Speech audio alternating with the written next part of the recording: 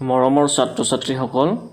আজিৰ প্ৰশ্নটি হৈছে তলৰ অবেদ কেইটা প্ৰমাণ কৰা যদি ইয়াত কোনবিলাক সূক্ষ্ম কোণ আৰু যাৰ বাবে অবেদ কেইটা সংখ্যাবদ্ধ হয় তাৰে কি cosec a - sin a whole into sec a - cos a কিমান দেখাব লাগে 1 + tan a + cot a দেখাব লাগে সলিউশন প্ৰতিবাৰৰ দৰে আমি এই ক্ষেত্ৰটো কি কৰিম আমি 11 সাইডটো প্ৰথমতে লৈ লম cosec a minus sin a whole into sec a minus cos a এটি আমি এটা এটাকৈ মাল্টিপ্লাই কৰিম যেনে cosec a ৰে আমি sec a minus cos a multiply কৰিম প্ৰথম তাৰ পাছত minus sin a ৰে আমি কি কৰিম again sec a minus cos a multiply কৰিম এটা কিমান পাম আমি কৰি চাম এটা এটাকৈ কৰি চাম ধৈৰ্য লাগিব এই অংকটোত cosec a into sec a minus cosec a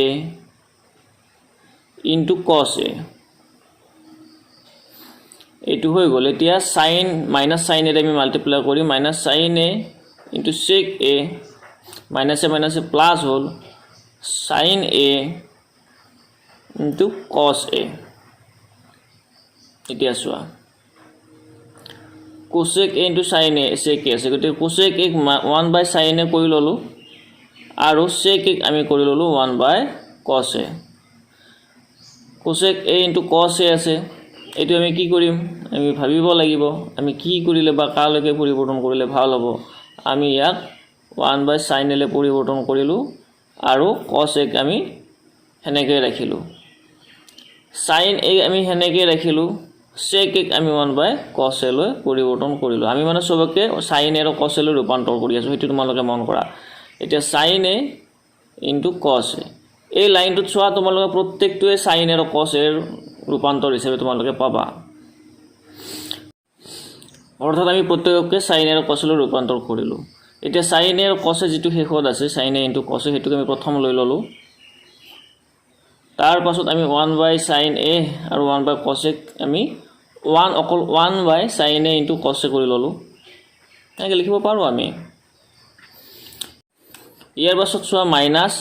1/sin a into cos a আছে হেতুক ডাইৰেক্ট আমি cos a/sin a বুলি লিখিব পাৰো একেদৰে minus sin a into 1/cos a আছে হেতুক আমি লিখিব পাৰো sin a/cos a এতিয়া চোৱা sin a into cos a তলত এটা 1 আছে আৰু বাকি বিলাকতো sin a cos a এইবিলাক আছে গতিকে ইহঁতৰ 1 sin a into cos a ইহঁতৰ কি আমি লসাগু উলিয়াম ইহঁতৰ লসাগু কিমান হ'ব sin a into cos a হ'ব তে 1 এৰে sin a into cos a কিমান বাৰ যাব 1 এৰে sin a into cos a sin a into cos a বাৰে যাব আৰু ওপৰত আমাৰ অলৰেডি এটা sin a into cos a আছে গতিকে কি হল sin a into cos a whole square hall plus ইয়াত sin a into cos a আছে sin a into cos a ৰে sin a into cos a একবাৰ যাব sin a ৰে কিমান বাৰ যাব cos a বাৰ যাব আৰু ওপৰ cos a আছে গতিকে cos a into cos a hall minus cos a ৰে sin a cos a কিমান বাৰ যাব sin a বাৰ যাব আৰু ওপৰত অলৰেডি এটা sin a আছে গতিকে sin a into sin a হ'ব এইখিনি তোমালোকে অলপমান সাৱধানে আৰু মনোযোগেৰে কৰিবা ইয়াতে ভুল হোৱাৰ সম্ভাৱনা আছে sin a into cos a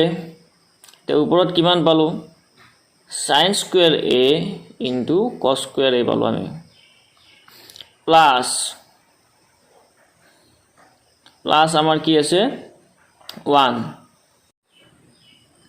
minus cos a into cos a মানে কিমান cos square a আৰু minus sin a into sin a মানে কিমান sin square a এতিয়া চোৱা তলত কি আছে sin a into cos a আছে ওপৰত কি আছে sin square a into cos square a plus 1 আছে আৰু 1 মানে আমি কি লিখিব পাৰো sin square a plus cos square a আমি লিখিব পাৰো কাৰণ যেহেতু 1 = sin square a plus cos square a গতিকে 1 ঠাইত আমি sin square a plus cos square a লিখিব পাৰো বাকি কি থাকিল minus cos square a minus sin square a আমাৰ বাকি থাকিল এতিয়া ইয়াত জমিব cos square a plus cos square a minus cos square a plus sin a minus sin a বিলাক ধামধুম কথা গতি গল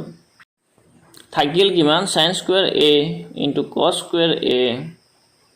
by sin a into cos a আৰু sin a into cos a ৰ কথা sin square a into cos square a কিমান বাৰ যাব sin a into cos a বাৰ যাব কিন্তু আমি দেখিলো যে প্ৰশ্নৰ ৰাইট হ্যান্ড সাইডত বেলেগ আছে এতিয়া আমি কি কৰিলো ৰাইট হ্যান্ড সাইডটোকো আমি বেলেগকৈ লয়বলৈ বাধ্য হলো আৰু ইয়াক আমি কৰি চাম ইয়াৰ ফলত কিমান পাও ৰাইট হ্যান্ড সাইডত কি আছে 1/10a plus cot a প্ৰশ্নত দিয়া অনুসৰি এতিয়া 1/10a মানে কিমান 10a মানে হৈছে sin a by cos a আৰু cot a মানে কিমান 10a ৰ বিপৰীত cos a by sin a এতিয়া চোৱা ওপৰত 1 থাকিব তলত কি হল আমি cos a আৰু sin a ৰ লসাগু ললো cos a into sin a হল এতিয়া cos a ৰে cos a sin a কিমান বাৰ যাব sin a বাৰ যাব ওপৰত sin a আছে গতিকে sin square a hall plus sin a ৰে cos a into sin a কিমান বাৰ যাব cos a বাৰ যাব ওপৰত cos a আছে গতিকে cos স্কয়াৰ a হল এতিয়া চোৱা এতিয়া এইখিনি কি হ'ব 1 by কি হল তলত কি দেখিব cos a